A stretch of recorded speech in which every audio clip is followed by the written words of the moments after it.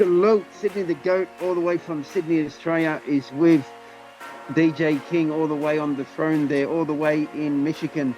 Absolutely phenomenal, guys. Make sure you check this one out. This will be an absolute fantastic interview with some of the things that DJ King has been doing, that I've been doing. We've been able to hook up on a lot of different things. So make sure you check this interview out. This will be fire. Luke, anything you want to say before we start, DJ King? Man, Sydney to go. I want to say shouts out to you. Thank you for having me out in Australia. I look forward to coming out there, man. And yeah, thank you, for doing this interview with me. Kind of been a minute for me. I was kind of, ducked off low for a second, but I'm back, baby. DJ King, you dig? Yeah. Salute, brother. Salute. Well said. All right. So just to let everybody know, you're from Detroit, Michigan. Is that correct? Yes, I am. Detroit, Michigan, my guy. Is that your whole life, or? Yes, sir. 313. You know it. Detroit, my guy. Wow. I know a lot of people in Detroit, Michigan. I know a fair few people around that area, man. So big shout out to you for that area as well. All right. So you started DJing at college, and you loved music and producing music. Can we talk a little bit about how that all started? You just threw me off because it's been a minute. Like it's been a long time since some college days of starting off DJing. But yeah, that's kind of where it all began. I always had a love and a passion for music, engineering, and all that type of stuff. So when I got to college, let's see, it kind of started with, let's see, my major originally was engineering or whatever. But I kind of made a decision to myself, like, do I want to spend my life behind the desk or working like a 9 to 5, or do I want to take a chance chasing my dreams? So switched my major in music industry management, got to the little radio program, and started. From there they were like, you could supposedly rent the equipment to go DJ at parties or whatever, but it had extreme limitations, and so from there. I used my little college refund check plus my little money that I did stack up from working. I went to Ferris State University. Shout out to Ferris State, by the way. But yeah, stacked up my cheese, got my first piece of DJ equipment. Yeah, some CDJs. I remember that. Took it back. Brother. Well said. Nice. All right. And being a famous DJ, what's that like in a day of being a famous DJ from start to finish? How does that feel for you? Like, what are your daily activities as a DJ, from the morning to the end? I suppose. What does that consist of? The life of DJ King is kind of wild, you do. And I'm gonna keep it a billion. It's times or moments where, like, yeah, I guess I am notarized, so yeah, I guess lightweight. I guess famous, but on the same token, I ain't gonna pump fake like I'm the most world's famous DJ. I still got ladders.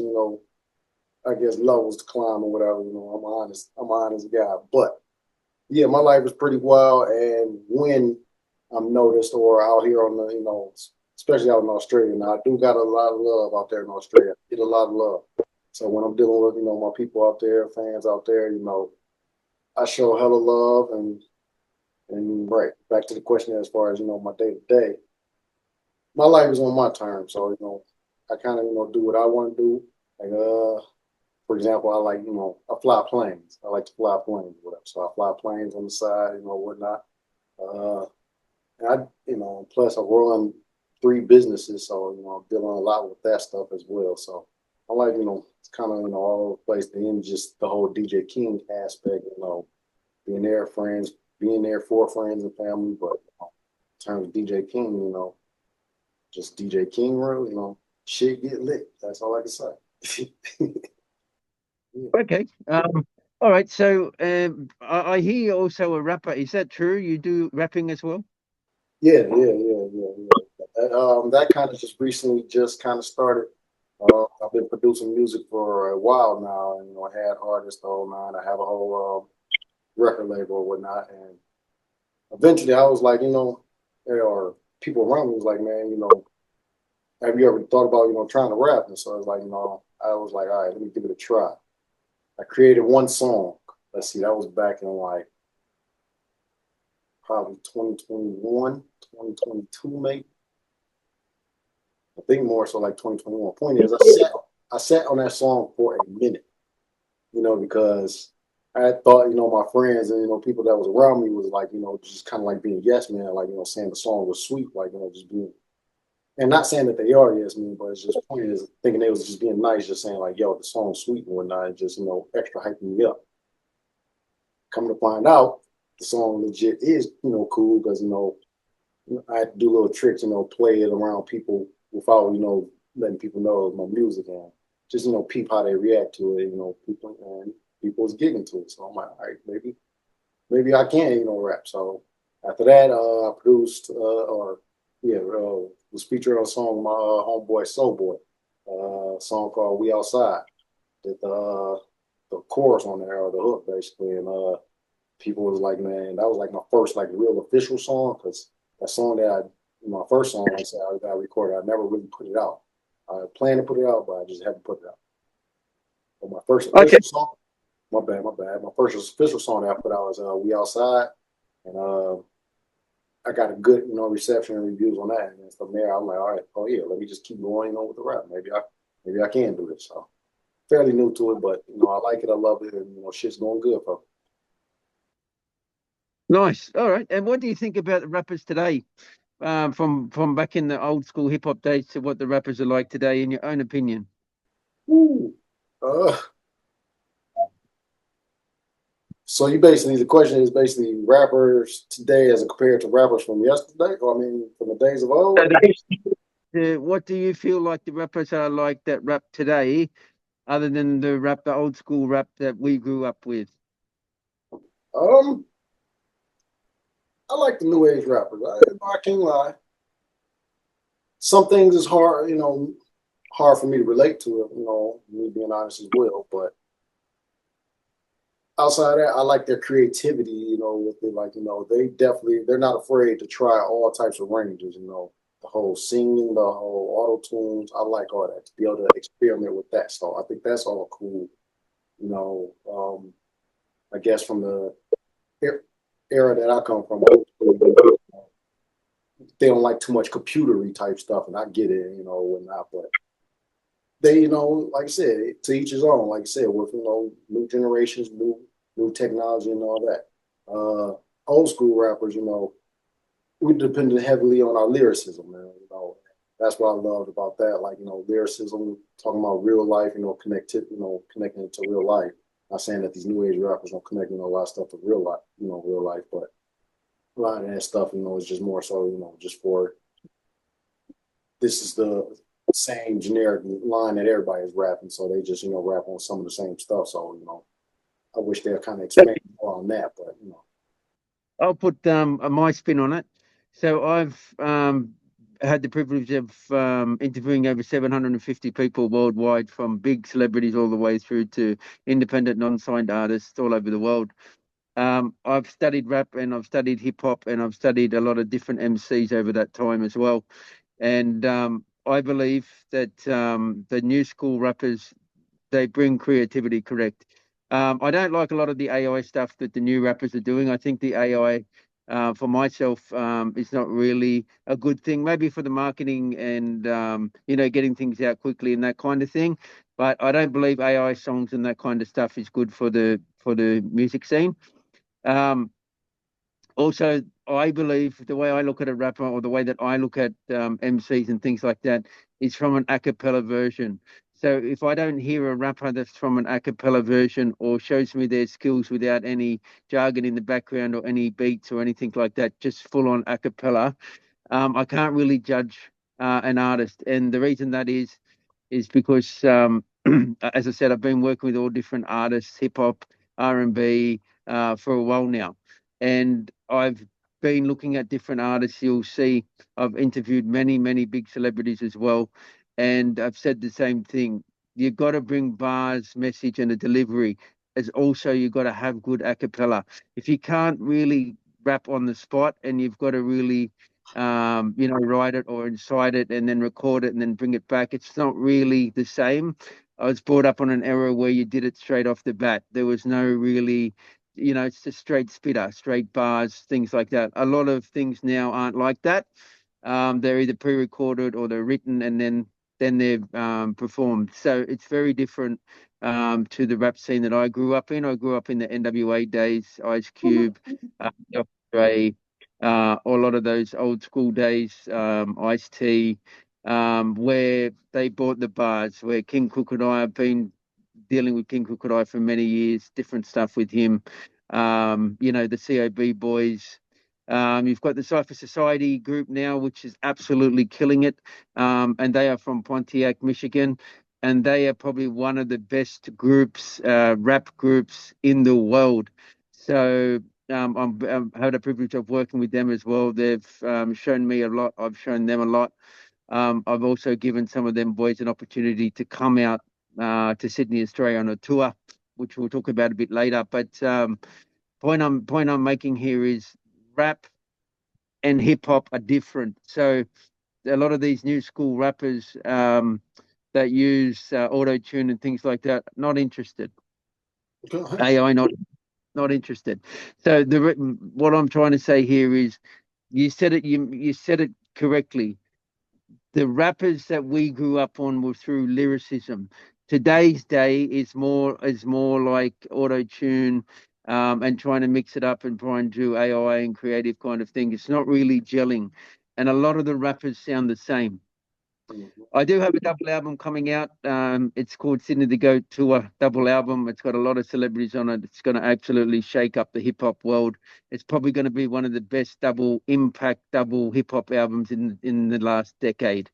I'll put my name to that. So wait for that. That'll be coming out soon. So that's my belief on what the new school is and what the old school is, and why. I get you. I feel you. And, a lot of people, share that same sentiment. So I totally get it. I understand. So, yeah. And you're also a club DJ, radio DJ. Let's talk a little bit about that. How did all that evolve?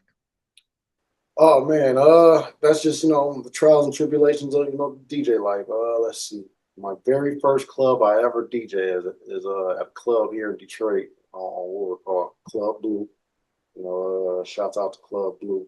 Show me love. Yeah, dope club. Let's see. I don't work with JLB. Or yeah, it's a radio station here called WJLB, and then 107.5. Hot 107.5. So bounced around. Heck, I did a little bit of work with Kiss FM, working with Mason and whatnot. So I done bounced around plenty. As a DJ. Like I said, so I got a birthday coming up, man. I've been on this been on this earth for a minute. So yeah, and DJing. Let's see, I've been DJing for big. It's about almost 20 years. Yeah, about 20 years now. 20 years. I also believe that you know DJ Slim from Sydney. Yes, I do. That's my guy, DJ Slim. Shouts out to my guy, DJ Slim.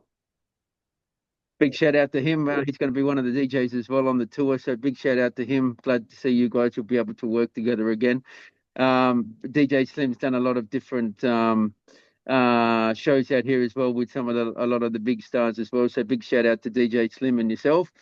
All right, so you have your own studio. Is that at home or? No, I'm in my studio right now. It's my office on a big street called Grand River. Yeah, it's on Grand River. Grand River. Point is on Grand River, Detroit. And the show that we're on at the moment, it's called The Throne. How many big stars or how many people have you interviewed on? What kind of big stars have you interviewed on that show? Called Seat at the Throne, and yeah, I interviewed quite a few guys.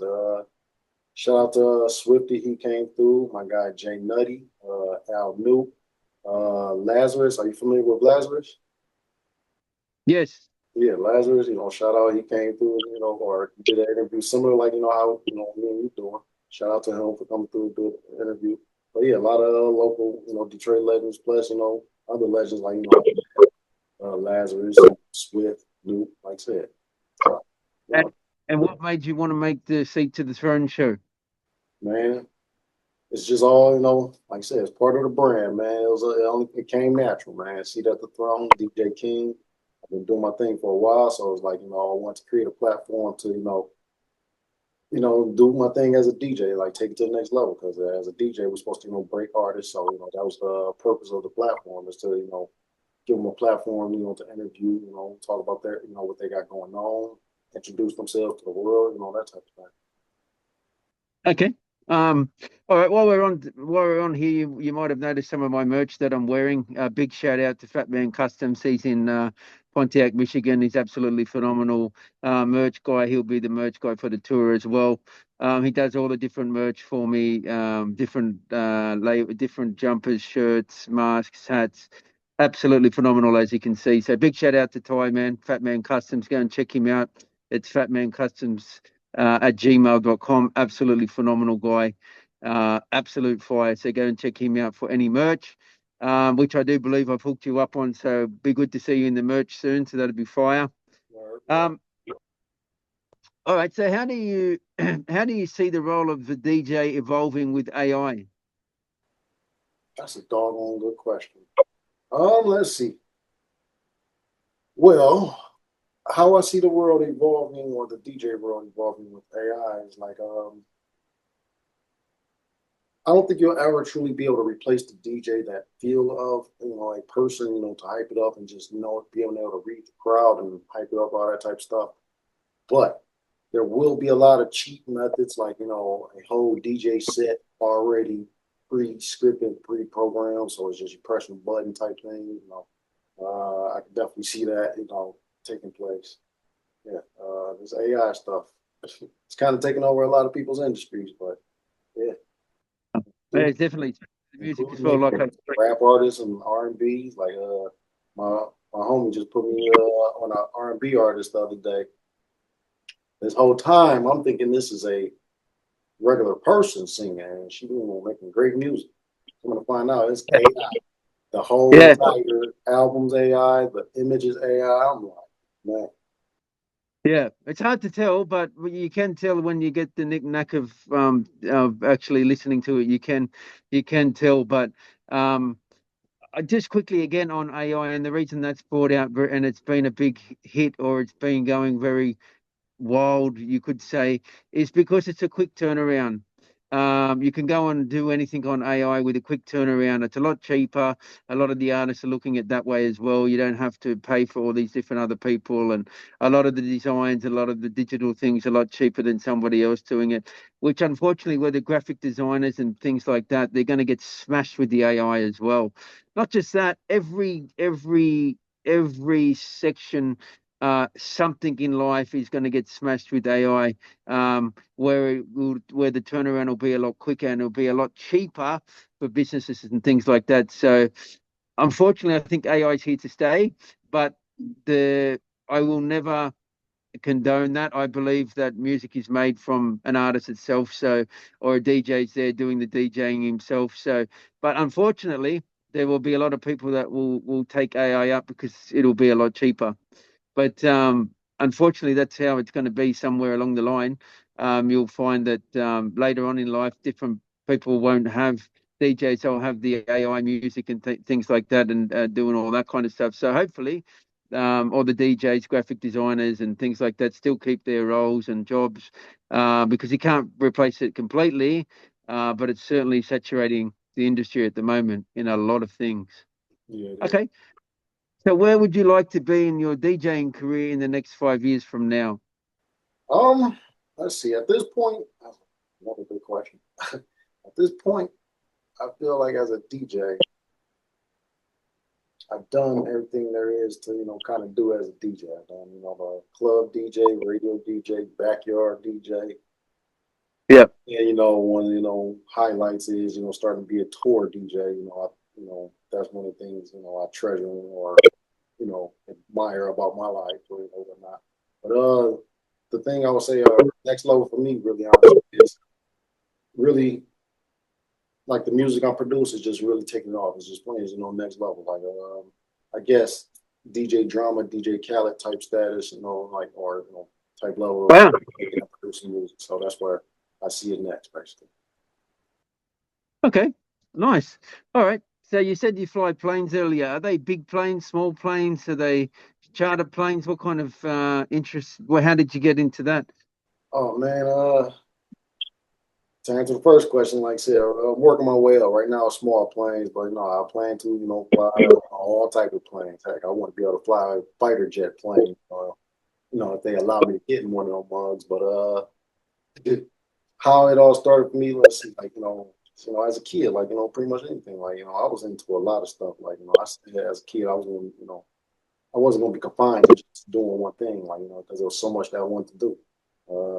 Unfortunately, I didn't get to make it into the NBA as of yet. I'm gonna make it to like celebrity all star game or something. I'm gonna get to the NBA some way somehow. But outside of Wow. that, anything I said that I wanted to do in life, I did. Nice. It was one Okay. thing I said I wanted to cure was cure cancer, but point is, the cure for cancer was already out there. You just got to eat better and move better. Well, that's true, definitely. All right. So let's talk a little bit about your accolades as a DJ. Let's talk a bit about it. So you've been around a lot of different continents. You've been to New Zealand, Australia. You've been to Perth, Brisbane, I believe Hawaii, all different states in America, different things touring as a DJ. I believe that you've worked with Obi Trice very closely. You've been his DJ. You've worked with Swifty.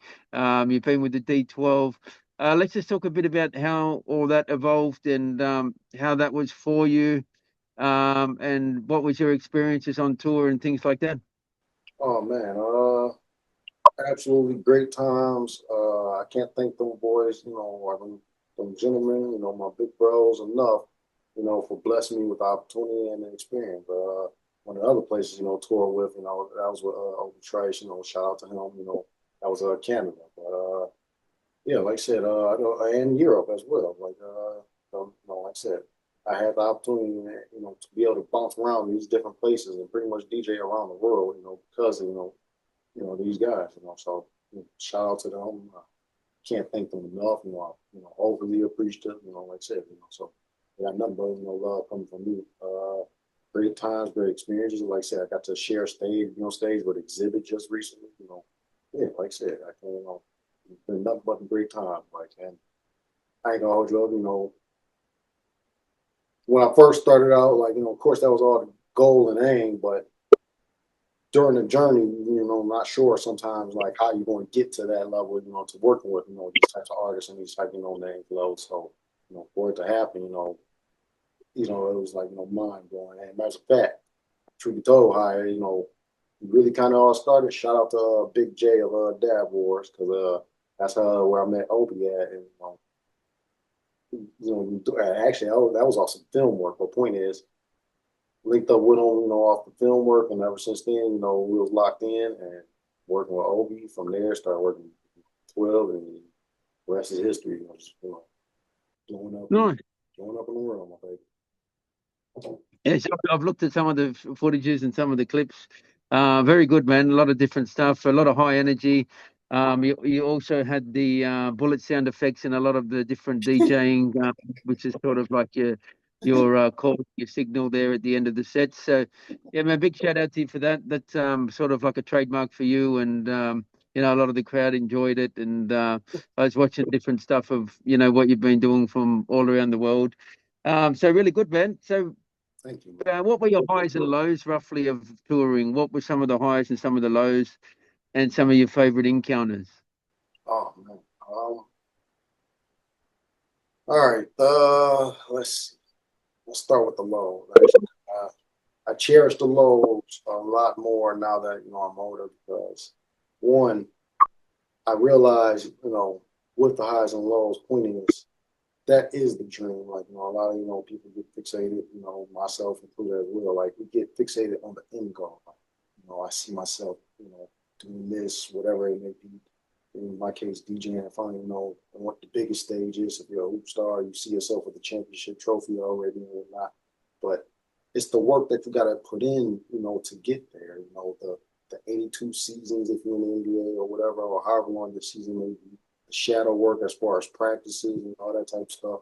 So in my case, yeah, practicing my hours as far as DJing, I for damn sure got my 10,000 hours in as far as, when it comes to mastering something. But yeah, the practice, the the showing up to events and the events is not popping, or or the couple times where people playing around on the money. Like I done dealt with it all, and so like I understand all angles. From when DJs complain and fuss about things, as well as promoters, the whole nine. Like I said, it's part of the game, as they say. So like I definitely appreciate the lows a lot more. Now that I'm older, but the highs, man, I can't speak enough about it. Like I said, here I am today. To really be able to chase my dream, live my dream, to say DJing is what allowed me to tour the world, something that I love to do for fun, something that I would be doing whether I was getting paid or not, just, fucking around just on some practice, just because I love it. So, yeah. And, Nice.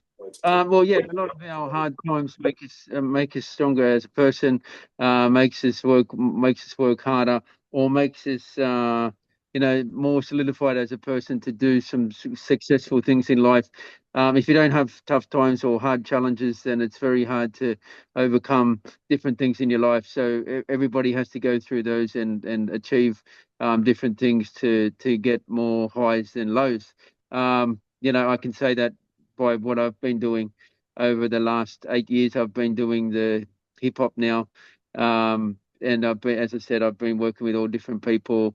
Just put on 3 shows in America. We have the privilege and the honor of bringing out a world tour, independent world tour, which have invited you on, as well with DJ Slim, which will give you the opportunity to come back to Australia again, and things like that. So, man, the things that you've been doing and the DJing that you've been doing hasn't gone unrecognized. The talent that you have, and things like that. As I said, you right hand man with Obi Trice, and that just speaks for itself. Swifty and a lot of the other casts that you've been with, and D12 and things like that. Been around many, many, many years and very well respected in the hip hop. So big shout out to you for all of that, and everything that you guys have been doing as well with the hip hop scene. So keep up that work. Also on the world tour, we have Mickey Fax, John Connor. Speaks volumes in itself to be able to have Mickey Fax and John Connor come out as well. John Connor's been around a long time. Same with Mickey Fax. Like I was talking about before, real lyricism, real MCs, authentic, that have put a badge on the hip hop scene, and been absolutely authentic about it. Never switched up or anything like that, which is why I like John Connor and Mickey Fax a hell of a lot. We have a female MC from Buffalo called Carla Bishop. She's absolutely a phenomenal female MC, one of the best independent MCs in the world. You really like Carla Bishop. She's really good, very, very talented female MC. I might check her out. Uh, That's what's Next up. up, we have Mr. Grinch from Detroit, sorry, from Pontiac as well. He's been rapping for over 30 years, very authentic. Reminds me of the old school hip hop rap scene, which is why we've given him an opportunity. He's absolutely phenomenal. So check him out, Mr. Grinch from Cypher Society. He's absolutely phenomenal. We also have On Point, again from Cypher Society, very, very on point with a lot of his different lyricisms and things like that, which you'll be able to meet as well. We also have Pizu, which is from Heron. Um, he's absolutely a phenomenal MC, absolutely runs the town. You really get along with Pizu. His music is absolutely divine. Top tier lyricist. Can't wait for you to meet him as well. Ronan Sumo is one of our battle rappers, very, very big rapper. He's been around for a while. He's been doing rap. He's absolutely phenomenal as well. So I'll be able to put him up. And Prince Killer from Buffalo as well. Um, he's one of the best writers in Buffalo for hip hop and rap. He won Writer of the Year last year in Buffalo. So again, we've got a lot of good casts, a lot of different opportunities for you guys to come out, and I do believe that we're going to try and do a few other different things that we're talking about in the background for the tour as well. So big shout out to you for that as well. We'll have to get look into that and get that popping as well. As you can see, it's a big tour. especially to have you guys there, Mickey Fax, John Connor, the people I've just mentioned. Absolute fire to have them to come out, have independent artists and also celebrities such as yourselves to be able to do a tour. Took me a while to do that, to put all that together and things like that.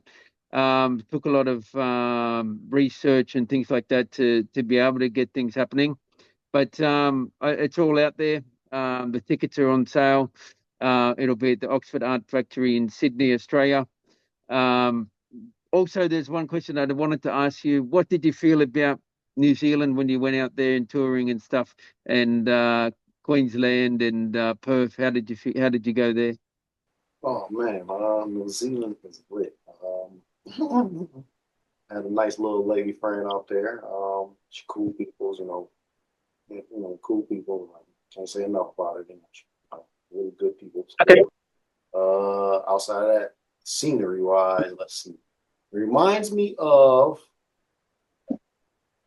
like Harry Potter, like Harry Potter, Lord of the Rings. A lot of Yeah, well, greensy flat hills, but New Zealand dope. They showed a lot of love. Auckland was nice, and Christchurch, yeah, Christchurch, New Zealand.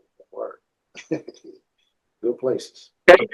And I know it's been a bit of a long interview, so I do appreciate your time and the questions that you've answered. What are some of the things you liked about this interview and why? Oh, no, you actually asked some really good questions. Like you actually made me, I had to thinking, and plus, I don't even just make me think. Just some questions that really hasn't been asked before, and then some questions, it's kind of nostalgic. Like making me reflect on some things. It's like, yeah, buddy, time does fly. So, but no, I appreciate my journey as DJ King. God's been good to me. Life has been great.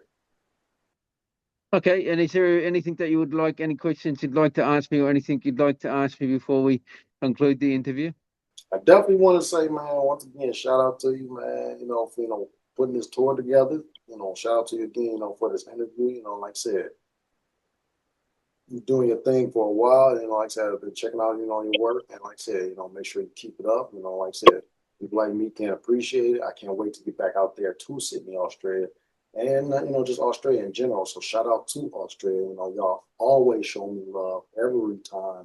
Y'all reach out to me still to this day, and I can't thank y'all enough for that. So to be able to come back out there and you're the reason for that. Yeah, thank you, and can't wait, Australia. I'm telling you, it's gonna be a blast. I can't wait. So get ready. Yeah, let's do this. And DJ King, what can you tell the other people that are on that list that have never been to Australia? What can you tell them some of the highlights Australia has? Yeah, gentlemen, get ready for a good time. As for the ladies, there's only one lady artist, right? One lady artist on the tour.